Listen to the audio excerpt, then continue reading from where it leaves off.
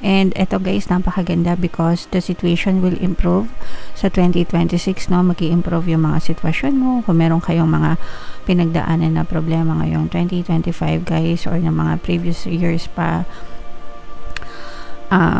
kung nagdanas kayo ng mga problema, bumagsak, nagkaroon ng mga failure, mga kapiksi, makakabawi din kayo, makakabangon din kayo sa 2026. Magiging okay din ang lahat para sa inyo guys, okay?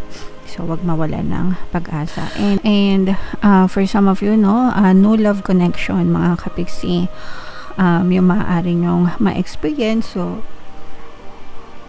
applicable ito guys sa mga single, sa mga nag-aantay or naghahanap ng specific person. Maaaring merong kumatok, no?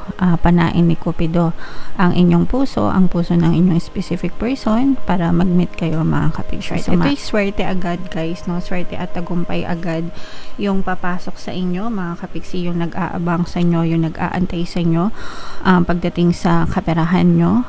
Guys, you might be receiving good news, no? Good news na maaari magdala ng swerte sa inyo pagpasok ng 2026.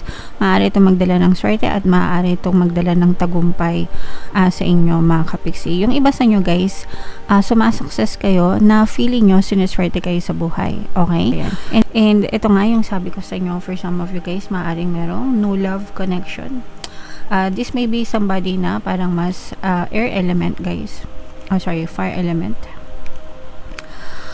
Mga kapiksi, Aries, Leo, Sagittarius, this person may be younger than you. Pwedeng parehas mo, fire sign din, pero maaaring mas bata siya sa'yo, or pwede may pagka-immature ng konti. So I'm sensing na dito sa love connection na to, parang ikaw yung mas magdadala sa relationship kumpara